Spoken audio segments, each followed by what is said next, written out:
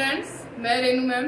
हम class 7th में पत्र लेखन कर रहे हैं। कल हमने पत्र लेखन में किया था अवकाश हेतु प्रार्थना पत्र। आज हम करेंगे एक शिकायती पत्र जो जल प्रबंधक को लिखेंगे। हम जल की दूषित जल आने के कारण और जो जल है वो वितरण उसका सही ढंग से नहीं हो रहा, इसके लिए पत्र। तो बेटा हमारा पत्र है, दिल्ली जल बोर्ड के प्रबंधक को पत्र लिखकर दूषित एवं अपर्याप्त जल वितरण की शिकायत कीजिए। कि हमें पत्र लिखना है। देखो इसको आप पढ़ोगे तो आपको पता चलेगा कि पत्र आपको किसको लिखना है। कि दिल्ली जल बोर्ड के प्रबंधक को पत्र लिखकर दूषित व अपर्याप्त जल वितरण की शिकायत कीजिए।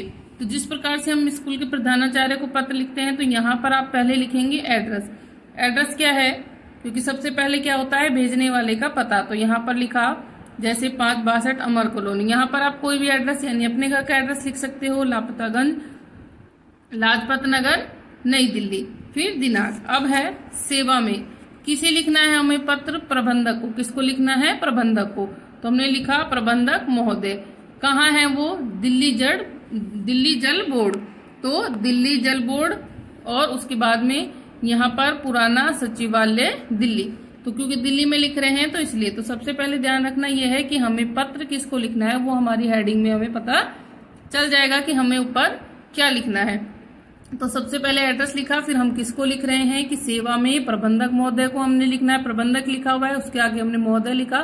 प्रबंधक महोदय को लिखना है, कहाँ लिखना है, दिल्ली जल बोर्ड। और उसके बाद में वो कहाँ है, पुराना सचिवालय नई दिल्ली।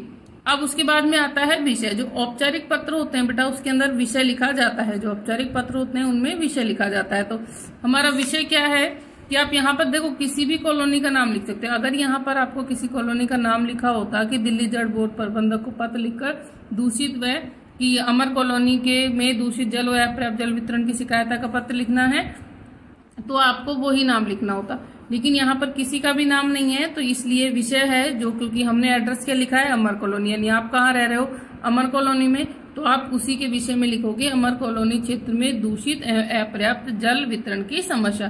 तो देखिए ये जो आपका विषय है वो भी आपको कहाँ से मिल गया, इसी हेडिंग में से मिल गया। कि विषय हमारा क्या है कि अमर कॉलोनी क्षेत्र में दूषित अपर्याप्त जल वितरण की समस्या, ये हमारा विषय है। फिर लिखेंगे मान्यवर या महोदय, मैं अमर कॉलोनी का निवासी संस्था के सचिव के नाते आपका ध्यान इस क्षेत्र में हो रहे दूषित एवं अपर्याप्त जल वितरण की समस्या की ओर आकर्षित करना चाहता हूं।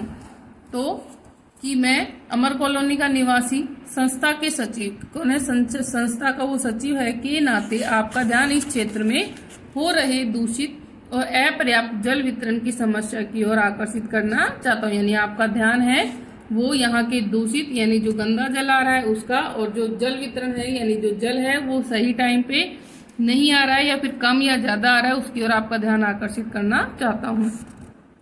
इस क्षेत्र में गत एक सप्ताह से केवल 15 मिनट के लिए पानी आता है। वो समस्या बता रहा है कि इस क्षेत्र में गत एक सप्ताह से 15 मिनट यानी पिछले एक सप्ताह से 15 मिनट के लिए ही पानी आता है, और वह पानी भी दूषित होता है। कि जो पानी आ रहा है वो सिर्फ 15 मिनट के लिए आ रहा है और वो भी दूषित होता है।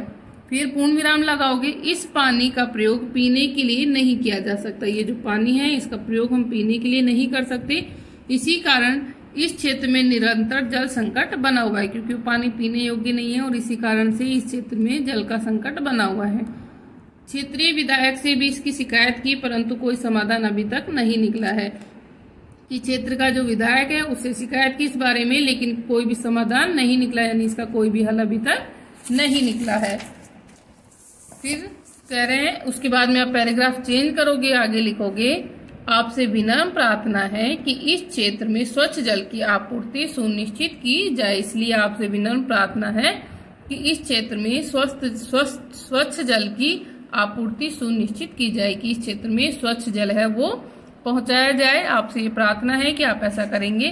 फिर वही जिस प्रकार से हमने अवकाश वाले पत्र में लिखा था, सह धन्यवाद। अब यहाँ पर जैसे आपने आज्ञाकारी शिष्य लिखा था, यहाँ शिष्य नहीं आएगा, क्या आता है, भव दिया या भव दिया। यानी लड़की होती तो दिया आ जाता, वरना भव दिए। फिर नाम और यहाँ पे हस्ताक्षर हो जाते हैं।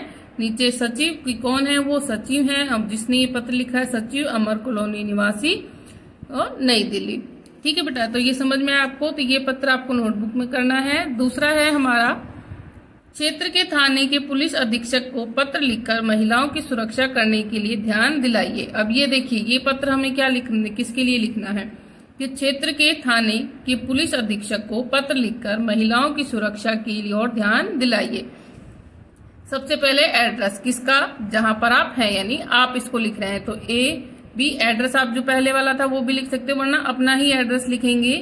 AB 516 नई बस्ती मॉडल टाउन दिल्ली और दिनांक। फिर हम सेवा में हमें पत्र किसको लिखना है बेटा, पुलिस अधीक्षक को। किसको लिखना है पत्र, पुलिस अधीक्षक को, पुलिस अधीक्षक।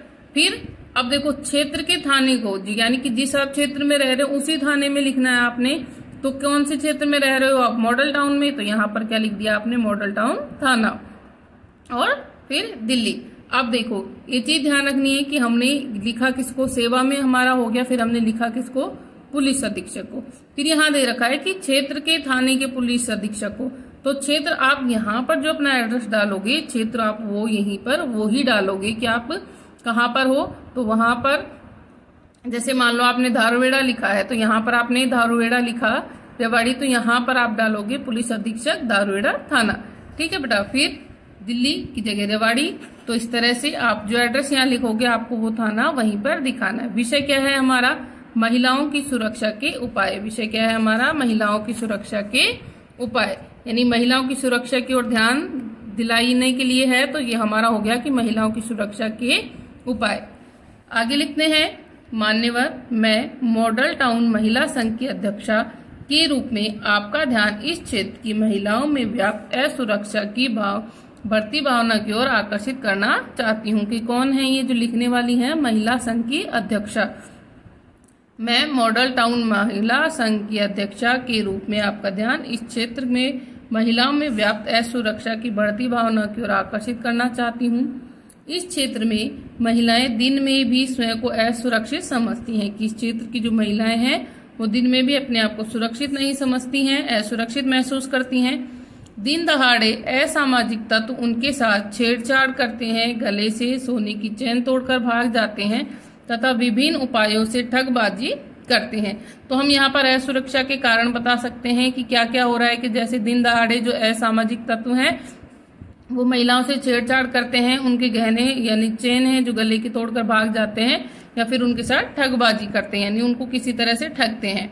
ऐसी घटनाओं में निरंतर वृद्धि होती जा रही है। और क्या हो रहा है, ऐसी घटनाएं दिन प्रतिदिन बढ़ती जा रही है। आपके पुलिसकर्मी या तो कहीं दिखाई नहीं देते अथवा ड्यूटी में अत्यंत लापरवाही बरतते हैं। और आपके जो पुलिसकर्मी हैं कि वो तो हमें या तो कहीं ड्यूटी करते हुए दिखाई नहीं देते, वरना ड्यूटी में अत्यंत लापरवाही वो बरतते हैं। वे किसी की शिकायत को गंभीरता से नहीं लेते और वो किसी की शिकायत को गंभीरता से नहीं सुनते। अतः आपसे प्रार्थना है कि इस क्षेत्र की महिलाओं को उचित सुरक्षा प्रदान करने के उपाय किए जाने चाहिए। तो इसलिए मैं आपसे प्रार्थना करती हूँ कि इस क्षेत्र की महिलाओं को उचित सुरक्षा प्रदान करने के उपाय किए जाने चाहिए, ताकि उनमें आत्मविश्वास का संचार हो सके, ताकि उनके अंदर जो अविश्वास की जो भावना आ गई है उसको आत्मविश्वास में बदले, उनमें आत्मविश्वास की भावना का संचार हो सके। धन्यवाद।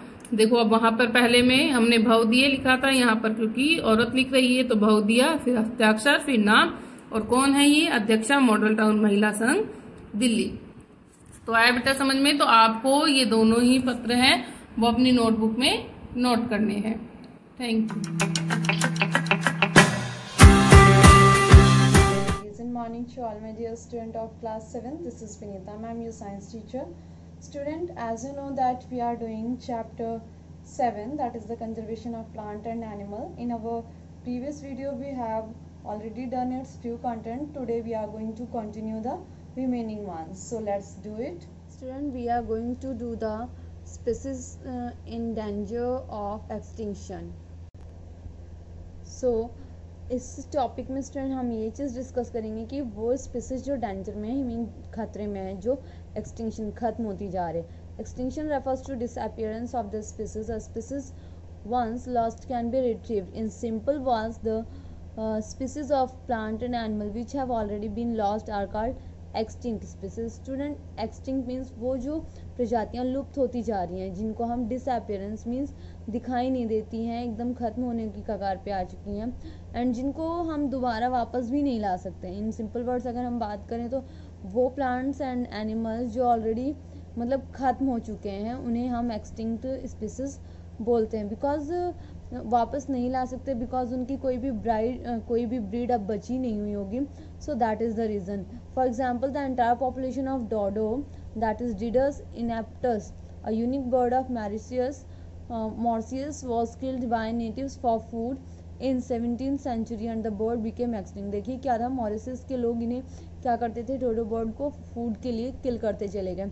सो ये 17th century में ही मतलब ख़त्म होने की कगार पे ख़त्म हो चुकी हैं। सो अब इनको वापस लेकर आना it's not possible for any one. The international union for conservation of nature and natural resources IUCN, that is the full form short form of international union for conservation of nature and natural resources. इसने क्या किया, ये एक organisation है जो कि जितने भी वाइल्ड लाइफ से रिलेटेड जो भी चीज़ें हैं उनको कंजर्व करती है, उनके नेचुरल रिसोर्सेज को प्रिजर्व करती है। Has been identified and categorise the species of plant and animal which are under the possible or imminent danger of becoming extinct in the near or distant future into 3 groups. देखिए क्या हो रहा है student कि जो भी ये IUCN जो है एक ऑर्गेनाइजेशन है, ये क्या करती है, फर्स्ट ऑफ ऑल आइडेंटिफाई करती है एंड आफ्टर दैट उसको कैटेगराइज करती है। उन सारी स्पीसीज के, प्लांट्स एंड एनिमल्स की उन सारी स्पीसीज को ये क्या करती है, पहले आइडेंटिफाई करती है कि कौन सी एक्सटिंक्ट हो रही है, ख़त्म हो रही है, कौन से डेंजर में है, खतरे में है, या फिर किस तरीके से हम अपने वाइल्ड लाइफ को प्रिजर्व कर सकते हैं, बचा सकते हैं, सेव कर सकते हैं। So after doing these all thing, it has classified all these groups, all these resources or wildlife into 3 distant group that are the कि जो फ्यूचर में ख़त्म होने वाली हैं और नियर अबाउट ख़त्म होती गई हैं, तो उनको 3 ग्रुप में डिवाइड किया। The first one is endangered species. Endangered species है, वल्नरेबल हैं, and after that rare species है। So firstly we will discuss the endangered species. Endangered species में the species which are not likely to survive, वो species जो survive नहीं कर सकती।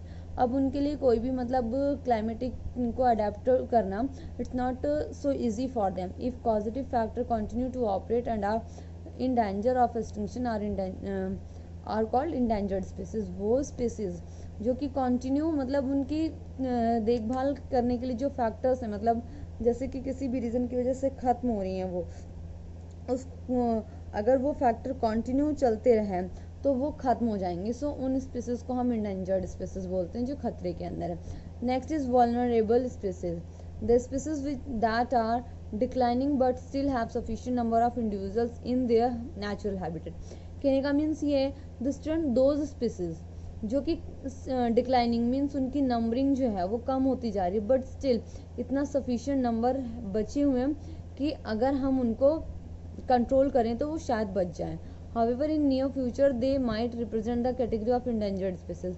और ये भी हो सकता है कि जो हमारा आने वाला फ्यूचर है उसमें हम उनको इंडेंजर्ड कैटेगरीज में भी डिफाइन कर सकें। In case the casual factor for their decline are not remove, if the factor that are affecting them are not remove, then we can group them vulnerable species into endangered species। कि अगर हमने उनको नहीं remove किए जो factors है जिनकी वजह से वो उनकी नंबरिंग कम हो रही है, संख्या कम हो रही है, तो हमें क्या करना पड़ेगा कि हो सकता है वो भी इंडेंजर्ड स्पीसीज की कैटेगरी में आ जाए। Examples are musk deer, sambar, spotted deer, black buck, ये सारे वल्नरेबल स्पीसीज के एग्जाम्पल्स है। You can see all the diagram pictures of this endangered species. The next one is rare species। देखिए these are the localized in certain geographical areas and exhibit scattered population। इनको near about जो localised geographical areas हैं वहाँ पे categorise किया गया है। And plus में ये किस तरीके से एग्जिबिट करते हैं, स्कैटर्ड में, मतलब बिखरे हुए से, कुछ यहाँ कुछ यहाँ, इनकी जो पॉपुलेशन है कुछ इधर कुछ इधर, इस टाइप के ग्रुप में, मतलब थोड़े बहुत ग्रुप में मिलते हैं। And thus their overall population in the world is small, that is the reason कि उनकी जो overall count about their overall population that is too small. In the future these species may enter into the category of vulnerable species or endangered।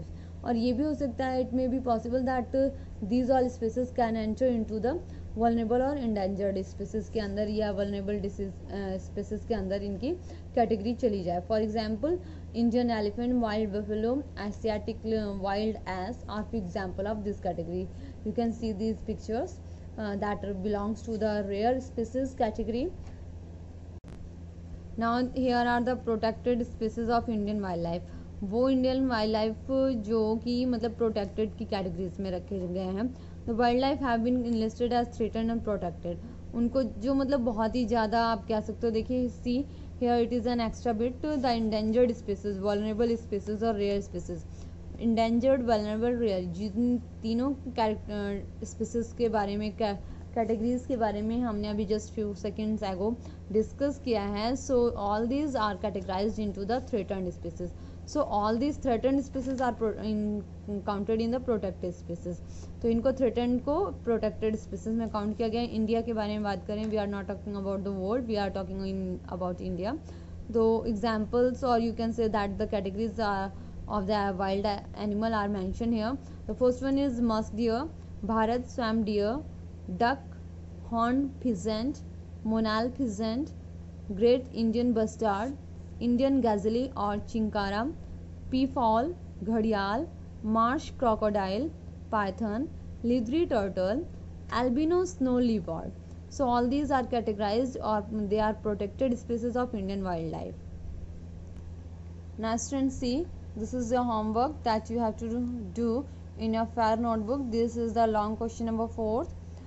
Define paper recycle. How does it help to save environment? Paper recycle कैसे करते हैं and किस तरीके से ये environment को save करते हैं. तो पेपर रिसाइकिल एक प्रोसेस होता है जिसमें कि हम पेपर को 5 to 7 टाइम्स रिसाइकिल कर सकते हैं फॉर यूज़ अपने नेक्स्ट पर्पज़ के लिए, किसी भी अदर यूज़ के लिए. बिकॉज पेपर को हम लोग वेस्ट कर देते हैं, मतलब उसको यूज़लेस तरीके से यूज़ करते हैं. And it is made from the pulp. आपको पता है कि पेपर जो होता है किसी भी पेड़ के जो पल्प होते हैं उनसे बनता है. जो बार्क वगैरह होती है उनका यूज़ करके एंड प्लस में कुछ अदर फाइबर्स वगैरह को यूज़ करके बनाया जाता है. एंड इफ़ हम मतलब इसको रिसाइकलिंग पेपर कर रहे हैं, पेपर रिसाइकलिंग हो रहा है, देन ये इन्वायरमेंट को किस तरीके से सेव करता है. फर्स्ट ऑफ ऑल तो ये एनर्जी सेव करता है, सेकेंडली ये वाटर को सेव करता है. पेपर मैन्युफैक्चरिंग में जो लगता है, बिकॉज पेपर मैन्युफैक्चरिंग में जितना भी ये मटेरियल होता है, पल्प वगैरह, इसको लुक दी बनाई जाती है इसका. Okay, so all this. और फिर इसमें जो हार्मफुल केमिकल्स होते हैं स्टूडेंट जो पेपर मेकिंग के लिए यूज़ होता है, इसको रिड्यूस करता है. सो इन दिस पे ये सेव करता है इन्वायरमेंट को. The next question is about short note on IUCN. Mention categories listed in IUCN. This I have discuss with you in the content of the chapter. IUCN international union for the conservation of nature के लिए होता है और ये किसने एक track बनाया हुआ है, पूरा एक ऑर्गेनाइजेशन है जिसमें कि स्पीसीज को, जो ख़त्म होने वाली स्पीसीज है उनको प्रिजर्व करके रखते हैं, आइडेंटिफाई करते हैं, कैटेगराइज करते हैं. After that they keep them और they take care of the whole categories of this which come under the possible or imminent danger. जो इसके इमिनेंट डेंजर्स वगैरह में आते हैं उनकी कैटेगरी को ये सेव करके रखता है फॉर फ्यूचर. और डिफाइन किया इसने 3 कैटेगरीज में, endangered, vulnerable and rare species. So student, we have completed our today's content. I hope you listen very carefully. That's all for today. Take care. Goodbye.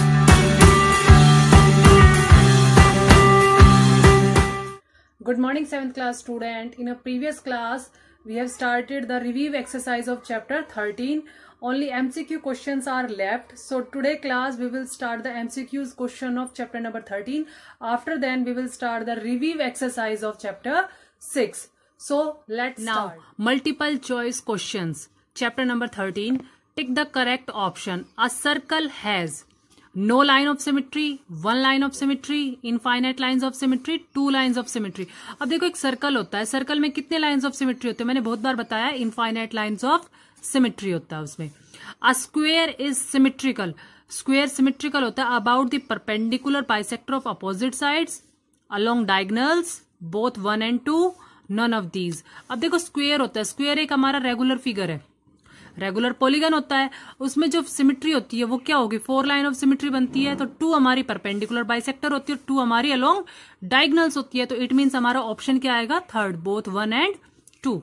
Then third question, the order of rotational symmetry of an equilateral triangle. Equilateral triangle वो होता है जिसकी तीनों side एक दूसरे के equal होती है, तो उसमें कितने लाइन ऑफ सिमेट्री होती है हमारी? 3 लाइन ऑफ सिमेट्री होती है, तो उसका ऑर्डर भी क्या आएगा हमारा? 3 ही आएगा।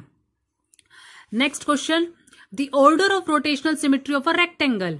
अब देखो रेक्टेंगल में क्या होता है? अपोजिट साइड्स आर इक्वल, तो उसमें 2 लाइन्स ऑफ सिमेट्री होती है, एक लेंथ और परपेंडिकुलरली होती है, सॉरी इसमें। The letter dash has no line of symmetry. कौन सा लेटर जिसमें लाइन ऑफ सिमेट्री नहीं होती है? अब देखो टी में लाइन ऑफ सिमेट्री बनेगी, बन जाएगी, परपेंडिकुलरली बन जाएगी, डब्ल्यू में भी हो जाएगा, ई में भी हो जाएगा, बट एल में नहीं होगी। The letter S has rotational symmetry of order. अब लेटर एस है, उसकी रोटेशनल सिमेट्री क्या होगी? 2। उसको हम पहले 180 डिग्री पे मूव करेंगे, देन उसको हम 360 डिग्री पे मूव करेंगे। तो अब हमारा चैप्टर नंबर 13 कंप्लीट कर दिया हमने, रिव्यू एक्सरसाइज उसकी। आप लोग रिवीजन करना, कोई भी प्रॉब्लम या डाउट हो इस चैप्टर में आप मुझे मैसेज कर सकते हो, व्हाट्सएप मैसेज कर देना। अब स्टार्ट करते हैं चैप्टर नंबर 6 की रिव्यू एक्सरसाइज। ये हमारे चैप्टर 6 की रिव्यू एक्सरसाइज है, जो हमारा एल्जेब्राइक एक्सप्रेशन है। अब बेटा एल्जेब्राइक एक्सप्रेशन क्या थे? It is a combination of constant and variables connected by the mathematical operator plus minus multiply and divide. वही था हमारा एल्जेब्राइक एक्सप्रेशन। अब उसी की हमारी रिव्यू एक्सरसाइज स्टार्ट हो गई है। तो फर्स्ट हमारे फिल इन द ब्लैंक्स है, when a constant is multiplied or divided by a variable then the whole term is called a. कोई कांस्टेंट नंबर है, उसको मल्टीप्लाई या डिवाइड किसी वेरिएबल से कर दिया जाए तो उस टर्म को हम क्या बोलेंगे? वेरिएबल। तो वो क्या हो जाएगी हमारी?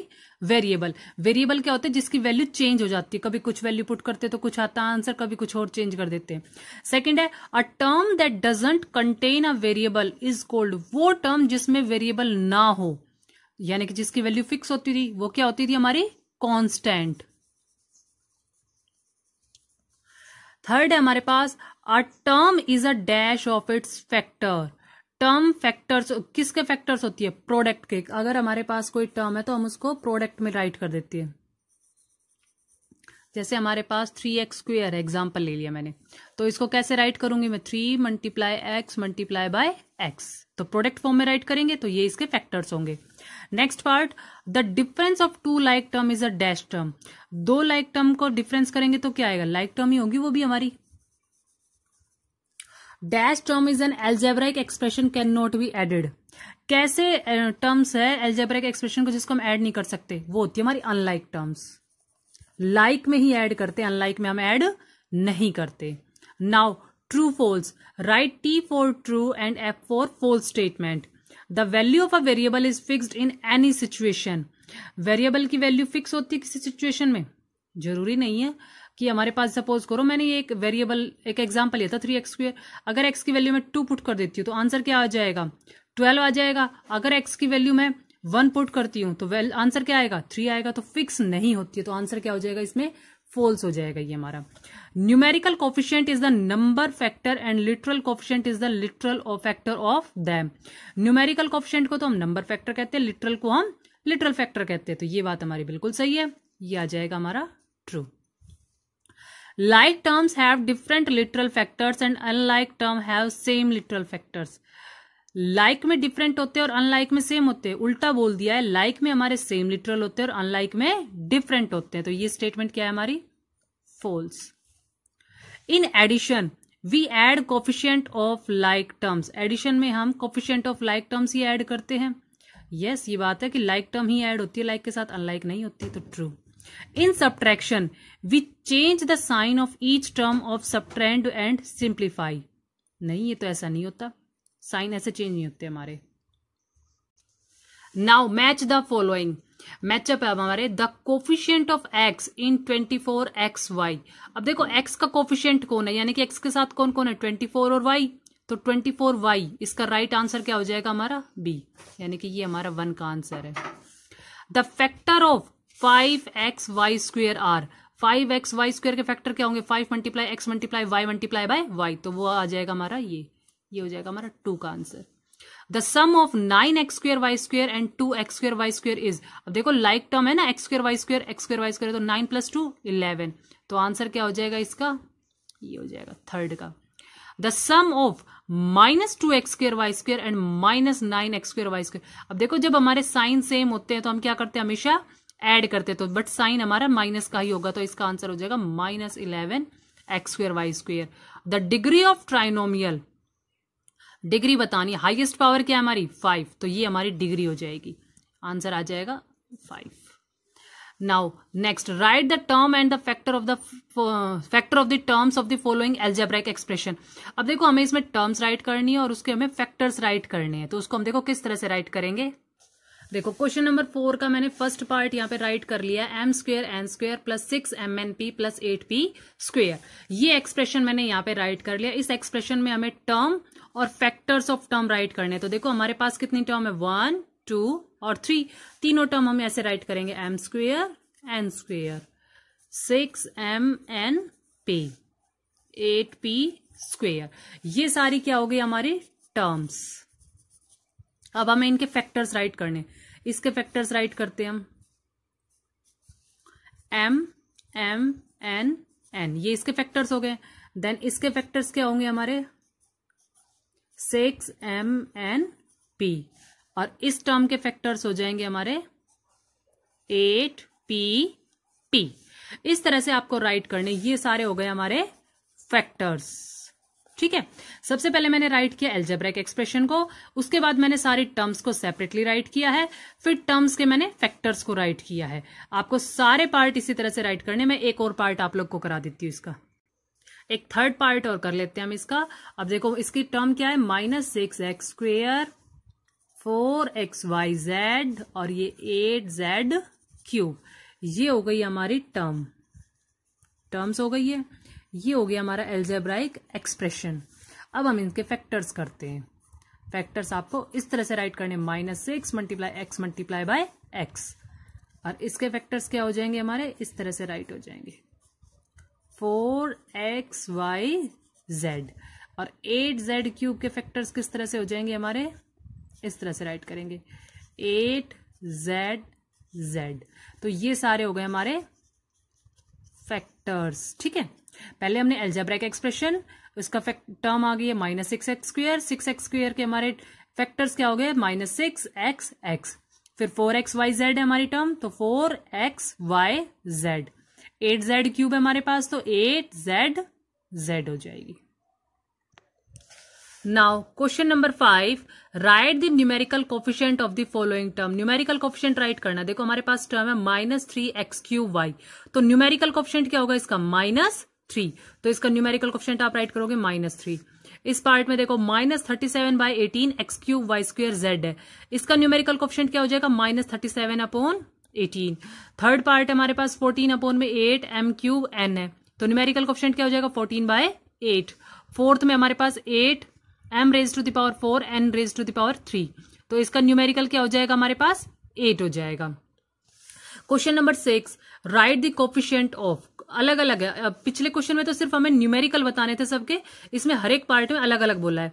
तो y³ इन 5xy³, अब y³ का कोफिशिएंट कौन है 5x, z² इन 3xyz², तो z² का कोफिशिएंट कौन है 3xy, 3x इन -3xy²z, तो 3x का कोफिशिएंट कौन हो जाएगा -y²z हो जाएगा। m³ का कोफिशिएंट क्या हो जाएगा 5m²। तो आपको इस तरह से ये सारे क्वेश्चंस अपनी नोटबुक में राइट करने हैं, और कोई भी प्रॉब्लम या डाउट हो तो मुझे मैसेज कर देना है। Thank you. Morning students, welcome to our YouTube classes. This is for class 7. In previous class we do the short question answer of chapter number 4, the Mughal Empire of History portion. Today we do the long question answer of this chapter. So let we continue our class with the first long question. Our first long question is, write a short note on the establishment of the Mughal Empire in India. कि भारत के अंदर Mughal empire की स्थापना के बारे में एक short note लिखना है। Answer is, Babur led the foundation of the Mughal empire in India in 1526 CE। Babur ने मुगल साम्राज्य की स्थापना भारत के अंदर 1526 ईस्वी में की। Babur had been attracted to India by her immense wealth, और बाबर भारत के अंदर क्यों आया, जैसे कि और जो विदेशी इन्वेडर्स थे वो भारत के अंदर आ रहे थे इसकी संपदा को देख के, तो बाबर भी इसकी जो संपदा थी, क्योंकि पहले भारत को सोने की चिड़िया के नाम से जाना जाता था, जब तक अंग्रेज भारत में नहीं आए थे, मुगल भारत में नहीं आए थे, तब तक भारत सोने की चिड़िया कहलाता था। लेकिन जो मुगलों और अंग्रेजों के भारत में आने के बाद वो भारत की सारी धन संपदा को अपने देशों में ले गए, विदेशों में ले गए, तो इसीलिए भारत अब थोड़ा गरीब हो गया है। ज़्यादा गरीब तो नहीं हुआ, लेकिन थोड़ा गरीब हो गया है। इन 1524 बाबर इन्वेड इंडिया, 1524 में बाबर ने भारत के ऊपर आक्रमण किया। When Ibrahim Lodi was the ruler of Delhi Sultanate, जब इब्राहिम लोदी दिल्ली सल्तनत का शासक था। तो इब्राहिम लोदी लास्ट शासक था दिल्ली सल्तनत का, और बाबर मुगल साम्राज्य का पहला शासक था। This paved the way for the establishment of the Mughal empire, और इसी चीज़ ने भारत के अंदर मुगल साम्राज्य की स्थापना के रास्ते को साफ कर दिया, पक्का कर दिया। Our second question is give an account of the territorial expansion during the region of the Mughal emperors, कि मुगल एम्परर्स ने भारत में अपने जो प्रादेशिक विस्तार किया वो कैसे किया, उसके बारे में हमें बताना है, उसका हमें एक वर्णन देना है। Mughal first subducted the Rajput, कि सबसे पहले मुगलों ने किनको हराया, राजपूतों को हराया।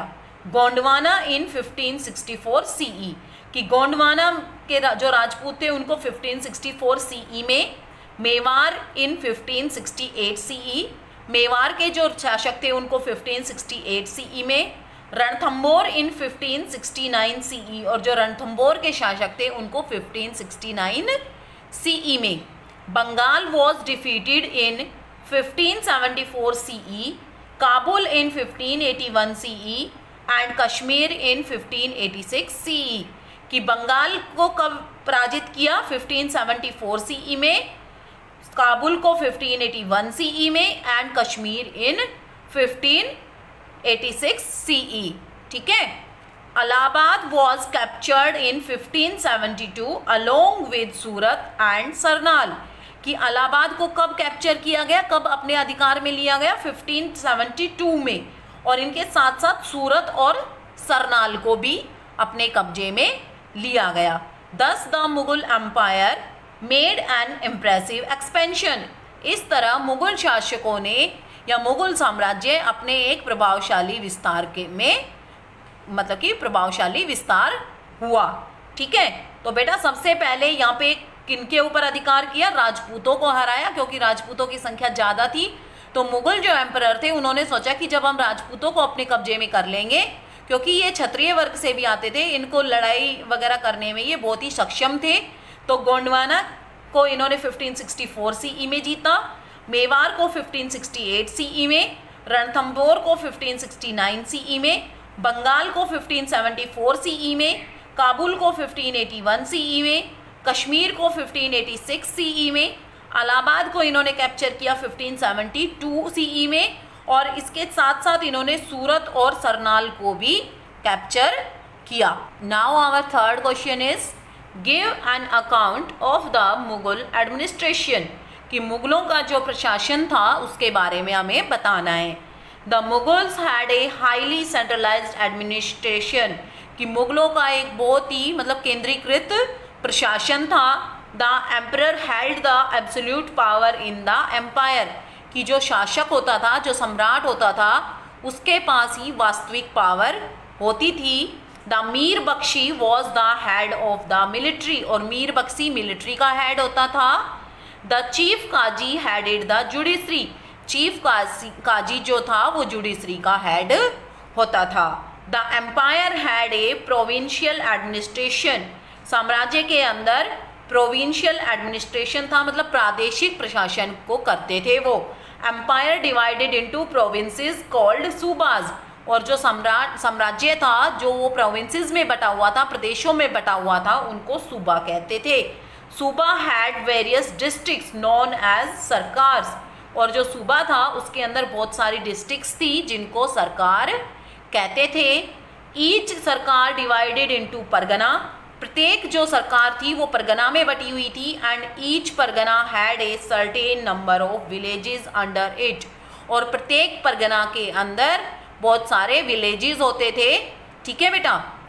थर्ड है द मनसबदारी सिस्टम, कि इन जो ये 3 एडमिनिस्ट्रेटिव सिस्टम थे, first centralize administration, second provincial administration और थर्ड मनसबदारी सिस्टम। ठीक है, ये 3 जो सिस्टम थे, जो एडमिनिस्ट्रेशन के पॉइंट हैं, इनके अंडर ही उन मुगल का एडमिनिस्ट्रेशन चलता था। ठीक है, तो अब आपको इसमें क्या करना है कि इसमें हमने बताया कि एम्परर हेड होता था, उसके पास एब्सोल्यूट पावर होती थी। मीर बख्शी हेड होता था मिलिट्री का। चीफ काजी हेड है जुडिशरी का। ठीक है, जो प्रोविंशियल सिस्टम थे तो प्रोविंसेस को सूबा कहते थे। सूबा डिस्ट्रिक्ट में बटे हुए थे जिनको सरकार कहते थे। सरकार डिवाइडेड थे परगना में और परगना बटे हुए थे विलेजेस में। Okay, now our fourth question is write a note on Akbar. Akbar के ऊपर हमें एक नोट लिखना है, अकबर के बारे में हमें बताना है। तो answer is Akbar was the eldest son of Humayun who succeeded him after his death in 1556 CE, कि अकबर हुमायूं का सबसे बड़ा बेटा था जो शासक बना उसकी मृत्यु के बाद 1556 CE में। Akbar actively followed A policy of territorial expansion, कि अकबर ने सक्रिय रूप से एक पॉलिसी अपनाई प्रादेशिक विस्तार की। Now our next point is Akbar formed matrimonial alliances with Rajput, कि जो अकबर थे उन्होंने मैट्रिमोनियल संबंध, वैवाहिक संबंध स्थापित किए राजपूतों से। Akbar's court was famous for the Navratnas और 9 जेम्स। अकबर का जो कोर्ट था वो नवरत्नों से भरा हुआ था, मतलब कि 9 रत्न थे उनके उसमें। Akbar followed a very liberal religious policy, Akbar ने एक बहुत ही लिबरल, मतलब कि जिसके अंदर बहुत सारी छूट मिली हुई थी, ऐसी धार्मिक प्रवृत्ति अपनाई। Akbar was died in 1605 CE, और अकबर की मृत्यु कब हुई? 1605 ईस्वी में। अब है अपना fifth question, write about the causes of that led to the decline of the Mughal emperors, कि हमें बताना है कि जो मुगल एम्परर थे उनका डिक्लाइन कैसे हुआ। तो answer is the Mughal emperor had been on the path of decline since the death of Aurangzeb in 1707 CE, कि जो मुगल एम्परर थे वो डिक्लाइन के पथ पे चल पड़े थे। कब? जब औरंगजेब की डेथ हुई 1707 CE में, 1707 ईस्वी में। One of the biggest reason for the decline was the weak and incompetent rulers, कि इनकी जो डिक्लाइन का एक मुख्य रीज़न था वो क्या था कि इनके जो शासक थे वो कमज़ोर थे और वो एक दूसरे से मतलब प्रतिद्वंदी नहीं थे, वो एक दूसरे का सामना नहीं कर सकते थे। वो भोग विलासिता में लगे हुए थे, उन्हें कोई फ़र्क नहीं पड़ता था चाहे उनका राज्य में कोई कुछ भी हो, चाहे लोगों को कितना ही कष्ट सहना पड़े, चाहे कितनी ही दुखी रहे चाहे कर मिले ना मिले, बस उनको अपना वो था। The Mughal Empire came to formal end in 1857 CE, और जो मुग़ल एम्पायर था उसका मतलब कि पूर्ण रूप से जो एंड हुआ वो 1857 CE में हो गया था। ठीक है बेटा, तो मुग़ल एम्परर का क्या हुआ कि वो पथ पे चल पड़े थे औरंगजेब की डेथ के बाद 1707 के बाद। फिर उनके रीज़न क्या था कि उनके सक्सेसर जो वीक थे और मतलब एक दूसरे से कॉम्पिटिट नहीं कर सकते थे वो। उसके बाद है कि मुग़ल एम्पायर कब ख़त्म हो गया था? 1857 CE में। I hope students you understand all the long question answer very well. Today we complete our 4th chapter of history and we start our 5th chapter of history in next class. Thank you. Have a nice day.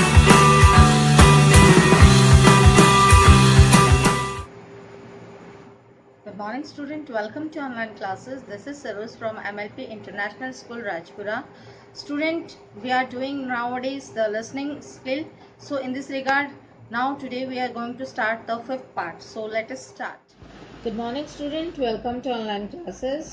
अब class 7th का आप देखिए, जो listening skills का हम कर रहे थे तो हमने 4 पार्ट इसके कर चुके हैं। आज today we will just do the 5th part. तो 5th पार्ट में देखिए ये पैराग्राफ है, जैसे read the following paragraph in the class and ask the student to answer the question set in the listening skills.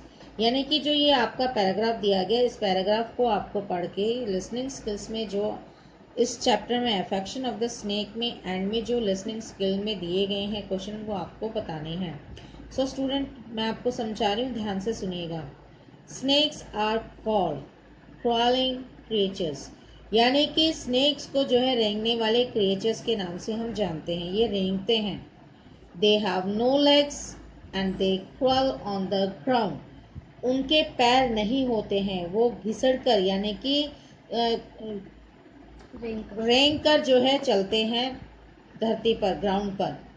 They are cold blooded animal, उन्हें cold blooded animal कहा जाता है। उसका मतलब क्या होता है कि their body temperature changes with the weather. उनका जो है बॉडी टेम्परेचर जो है वो वातावरण के अनुसार बदलता है। They are found almost everywhere, और वो ज़्यादातर हर जगह आपको मिल जाएंगे except in Antarctica.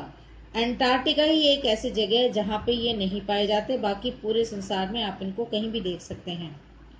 Snacks have long cylindrical bodies like a long rope. Cylindrical body होती है इनकी गोलाकार में, और ऐसा लगता है जैसे एक लंबी रस्सी हो। Snake have no ears, snakes के कोई कान नहीं होता है। Rather they use their forked tongue to hear their sound, जबकि वो अपने जो है आगे के हिस्से जो टंग्स होती हैं, उनका फन होता है, उससे हेल्प से वो सुनते हैं साउंड को। ऑल स्नेक्स आर नॉट विनोमियस, मतलब सारे जो है सांप जो होते हैं, वो स्नेक्स होते हैं, वो विषैले नहीं होते हैं। इट इज सेड दैट, ये कहा गया है कि ओनली 20% ऑफ देम आर विनोमस, यानी कि सिर्फ 20% ही ऐसे सांप होते हैं जो जहरीले होते हैं, and the rest are harmless, और बाकी जो है वो नुकसान नहीं पहुंचाते हैं। While the venomous snake kill their prey with the help of their venom, यानी कि ज्यादातर जो जहरीले सांप होते हैं वो अपने शिकार, प्रे का मतलब होता है शिकार, को अपने जो है विष के माध्यम से उनको मार देते हैं। The other kill their pray, और बाकी जो है अपने शिकार को bye coiling around its body, यानी कि उसकी बॉडी की चारों तरफ घेरा डालकर उनको कस लेते हैं। And strangling it to death, और जो है उनका गला घोटकर जो है उनको मार देते हैं, मृत्यु को पहुंचा देते हैं। तो इस तरह से जो है ये स्नेक्स के बारे में बताया है। अब एनाकोंडा, एनाकोंडा है, ये भी एक स्नेक्स की प्रजाति होती है। Found in the tropical south America, ये सांप जो है आपको ट्रॉपिकल साउथ अमेरिका में मिलेंगे। Is the largest snake in the world, और ये एनाकोंडा जो स्नेक होता है ये वर्ल्ड के सबसे लार्जेस्ट स्नेक है, जो कि जो है अपने शिकार को स्वैलो करके उनको मार देते हैं। सो ये आपको जो है स्नेक्स के बारे में बताया गया है। So student, let us do the exercise of this paragraph. So students, see, the teacher will read small paragraph in the class. Listen to him her carefully and answer the question set below. तो ये जो description दी है ये उसी paragraph के बारे में बात कर रहे हैं जो मैंने आपको अभी बताया है। सो अब उससे रिलेटेड देखिए, what are the snakes called? They are reptile creatures. Why are they called so? Because they don't have legs. They just crawling creatures, they crawl on the ground. यानी कि वो जो है इसलिए कहा गया है क्योंकि वो रेंगते हैं, ना कि चलते हैं, उनके पैर नहीं होते हैं। How do snake hear sound? वो स्नेक कैसे साउंड सुनते हैं? They just hear the sound with the help of their forehead. तो इस तरह से वो सुनते हैं their tongue and the forehead. तो ये उस तरह से सुनते हैं। अब देखिए number 3, how do the non venomous snake kill their prey. जो नॉन वेनमस प्रे होता है वो कैसे मारते हैं अपने जो है शिकार को? दे जस्ट, वो उनको क्या करता है, अपने शिकार को घेरा डालकर के उनको जो है दम घोटकर उनका जो है मार देते हैं। तो this thing you have to just say it. देखिए now see the question number 4, which is the largest snake of the world where it is found. अब जो है लार्जेस्ट जो वर्ल्ड का स्नेक है वो है एनाकोंडा, और वो कहाँ पाया जाता है? ये अमेरिका में पाया जाता है। तो ये आपको बताना है। ये सारे आंसर्स आपके जो है इसमें दिए हुए हैं पैराग्राफ में। अब नंबर 5 देखिए, give synonyms of the following words. Cruel का मतलब होता है रेंगना, तो उसका क्रिपी हो सकता है और स्लिंकी है वर्ड, इसका सिनोनिम्स। अब है फॉरकेट। फॉरकेट का मतलब डिवाइडेड, यानी कि उसका जो हिस्सा होता है सर के ऊपर का उसे हम ये कहेंगे। सो स्टूडेंट, अब आपको करना क्या है? जो मैंने आपको बताया है सेम एज यूजुअल, ये आपका 5th पार्ट है फॉर क्लास 7। तो अब इस वीडियो को लाइक कीजिए, शेयर कीजिए, चैनल को सब्सक्राइब कीजिए और बेल आइकन पे क्लिक करना ना भूलें। Thank you, take care. Student, in today's GK class of class 7 that Priyanka ma'am discussed with you chapter number 8. Our chapter name is Alternative Medicines. Okay, means किसी भी जो disease है उसके solution के लिए मैनी टाइप्स की जो medicine use की जाती हैं उनके बारे में बताया गया। ओके, फर्स्ट वन है, this method of treatment was founded by doctor Samuel Hahnemann और जर्मनी इन 1790। 1790 में जर्मनी का कोई डॉक्टर था सैमुअल हैनेमैन, उन्होंने इस जो मेडिसिन है इसको डेवलपमेंट किया था। It uses very tiny doses of natural substances to stimulate the patient immunity system. Student, you know very well today's time एक डिजीज चल रही है कोरोना वायरस, वो डायरेक्ट हमारे इम्यूनिटी सिस्टम पे अटैक करती हैं, तो उसका भी ट्रीटमेंट है ये जो स्पेशली इम्यूनिटी सिस्टम के ऊपर बनाई गई है डिसीज। इसको बोलते हैं होम्योपैथी, जो इस ट्रीटमेंट को बोलते हैं होम्योपैथी। नेक्स्ट वन इज, और ये जड़ी बूटियों से बनाई गई, देखो इधर ये यहाँ पे दिखाया गया है कि इस तरह से जड़ी बूटियों को पीस के तब ये मेडिसिन तैयार की जाती है। Next one is, the healing system was founded by Hakim IBN Sina in Persia around 1880। Plants, herb and minerals are used to cure the patient. Cure का मतलब होता है इलाज, पेशेंट के इलाज के लिए प्लांट्स की जो लीज होती है उनको लिया जाता है। हर्ब छोटी छोटी जो जड़ी बूटियां होती हैं, मिनरल्स को यूज करके इसमें दवा बनाई जाती है। It is now practice mainly in Indian सब कॉन्टिनेंट्स। इंडिया के जो सब कॉन्टिनेंट है उनमें मोस्टली यूज होती है। आंसर इज यूनानी। Next one is, this is the oldest form of treatment that believes in nature healing power, but a system of healing. It was started and popularized in US by the German doctor Benedict Lust in 1905। 1905 में इस doctor ने इसको development किया था, और ये oldest form है, means पुराना ट्रीटमेंट का जो है तरीका है, तो इसको बोलते हैं naturopathy. Next one is, in this system it is believed that an illness is caused by an imbalance of various body system. A patient is cured by setting that imbalance right.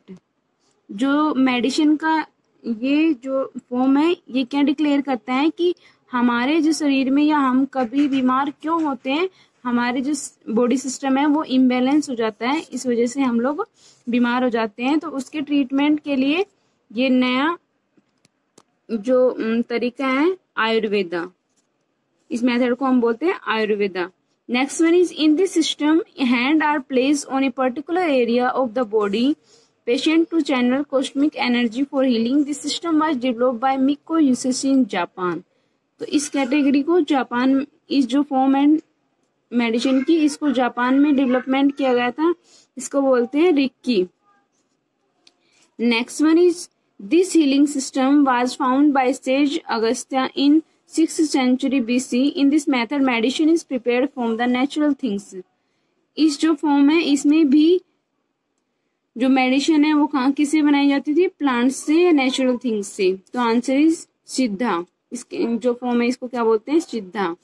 Next one is it is an ancient form of Chinese treatment. Patient are cured by using fine needles on different parts of the body. जो आप लोग injection use करते हैं, तो ये जो category जो form है ये कहाँ से डेवलपमेंट हुई थी, चाइना से. उन्होंने जो फाइन नीडल्स मीन्स कुछ सुइयों का यूज करके इस तरह के लिक्विड को बॉडी में ट्रांसफर करने का जो मेथड डेवलप किया था, जिससे डिजीज का जो अटैक है वो कम हो जाता है. तो इसको बोलते हैं acupuncture. Next one is this healing method is popular in China. In this method hands to use to exert the pressure on the body of the patient. तो इसको बोलते हैं एक्वा प्रेशर. इसमें हैंड के प्रेशर से जो means body, patient की body है उसको प्रेस किया जाता है, तो उससे थोड़ा रिलैक्स मिलता है. जैसे कि सम टाइम हाथों पैरों में दर्द होते हैं तो उसको हाथ पैर को दबाने से उसमें थोड़ी एनर्जी आ जाती है, मीन्स थोड़ा पेशेंट ठीक हो जाता है. तो इसको बोलते हैं एक्वा प्रेशर, मीन्स प्रेशर के थ्रू किसी भी डिजीज को कम करना. तो स्टूडेंट ये वेरियस अल्टरनेटिव मेथड थे. जैसे कि आपकी मामा दादी किसी के हेडेक हो जाता है, सर में दर्द हो जाता है, तो थोड़ा टाइम सर को आप प्रेस करते हैं तो वो ठीक हो जाती है उनकी तबीयत. तो इसको बोलते हैं एक्वा प्रेशर. तो स्टूडेंट ये वेरियस टेक्निक्स थी आपकी अल्टरनेटिव मेडिसिन की, तो आपको ये लर्न करनी है. ओके.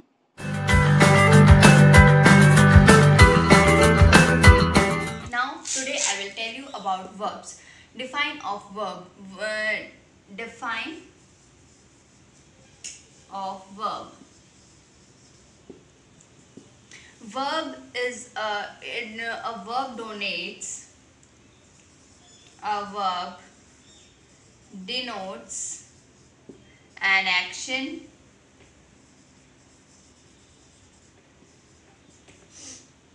possession, और बीइंग.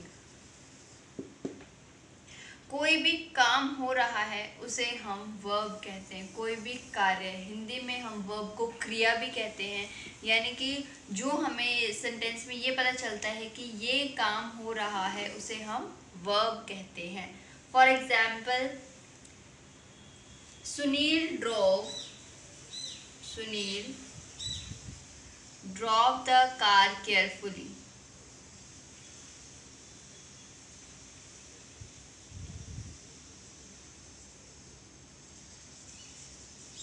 ये क्या है, एक्शन. इसमें हमें ड्रॉप को पता चल रहा है कि वो ड्रॉप कर रहा है. ड्रॉप मीन्स होता है ड्राइव. ये third form of the verb है.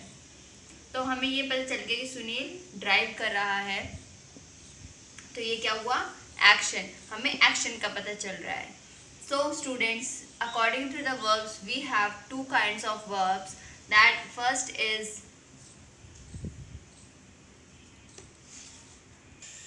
kinds of verb. We are having two kinds of verb. First is transitive and second one is intransitive.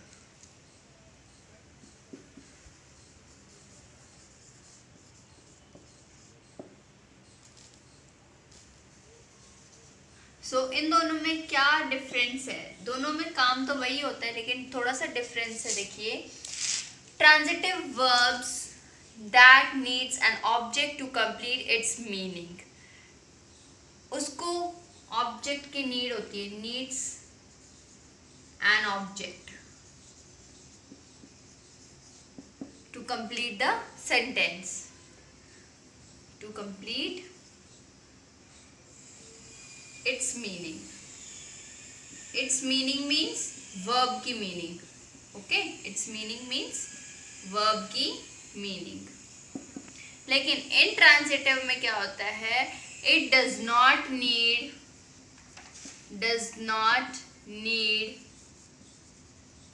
any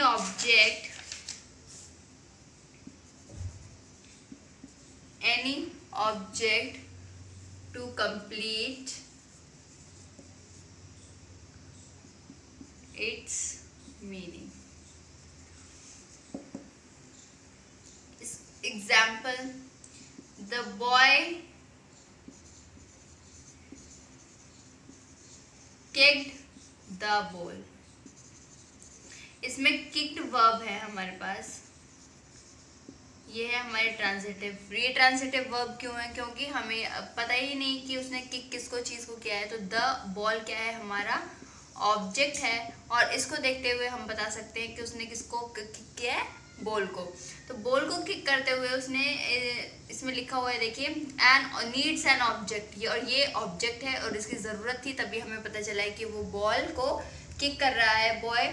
और इन ट्रांजिटिव वर्ब्स में अगर हम सेम चीज़ लिखते हैं, the baby laughed, the baby laughed, इसमें laughed जो है वो हमारा वर्ब है और ये इंट्रांजिटिव है. क्यों, क्योंकि इसमें हमें ये आइडेंटिफाई नहीं कर रहा कि वो कैसे हंस रहा है. इसमें हमें ऑब्जेक्ट की ज़रूरत नहीं है, हमने इसमें सिर्फ सब्जेक्ट और वर्ब का यूज़ किया है, ऑब्जेक्ट का यूज़ नहीं किया. लेकिन हमने ट्रांजिटिव वर्ब में वर्ब और ऑब्जेक्ट दोनों का ही यूज़ किया है. So students, I will tell you another word, that is, now I will tell you the next topic that is based on the verbs only. Verbs of incomplete prediction. Incomplete prediction means जब हम किसी word का कोई meaning नहीं निकलता, we need another word to complete its meaning. जब हम verbs that needs other words to complete their meaning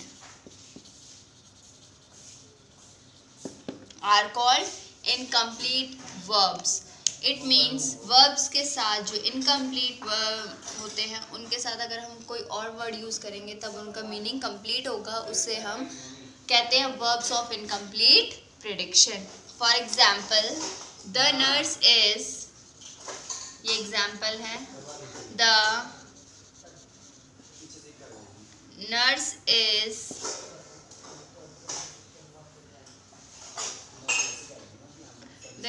is kind and hardworking.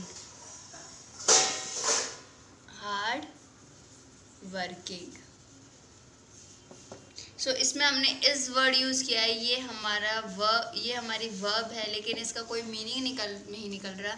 इसके साथ हमने दो वर्ड्स ऐड किए हैं, काइंड एंड हार्डवर्किंग, जो इस सेंटेंस को कंप्लीट भी करते हैं और वर्ब की मीनिंग बता रहे हैं कि वो काइंड और हार्डवर्किंग है. This is called verbs of incomplete prediction. Now on the basis of these topics we have a book exercise. Just look at the book exercise now. Identify whether the highlighted verbs in these sentences are transitive or intransitive.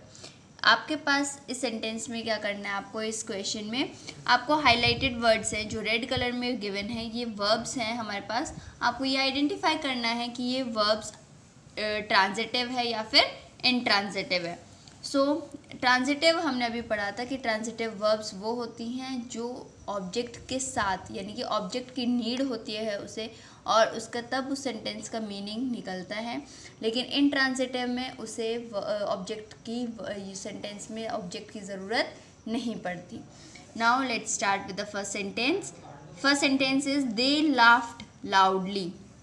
अभी मैंने आपको एक example भी दिया था intransitive के basis पे कि द बेबी लाफ्ड, लेकिन उसमें हमें क्या, इसमें हमें ऑब्जेक्ट की ज़रूरत नहीं थी, तो इसमें भी हमने ज़रूरत नहीं है। दे लाफ्ड लाउडली, तो इसमें क्या आ जाएगा, ये intransitive. Pass the message across to everyone, pass के साथ हमने पूरा ऑब्जेक्ट लिया है, तो this is called transitive. Students, first of all you have to write it down, the define of verbs, then transitive, intransitive, and then you have to do this book exercise in your fair notebook. Next is I was sacrificed with the payment. Was is the verb, so was के साथ क्या आ जाएगा, transitive, because it needs a full sentence to make it its meaning. The worker had an excellent record. The worker had an excellent record. तो इसके साथ भी हमारे पास पूरी ऑब्जेक्ट है, तो this is also called transitive. Students, like this you have to complete this book exercise. This is your homework. I hope you understand this topic. Thank you everyone.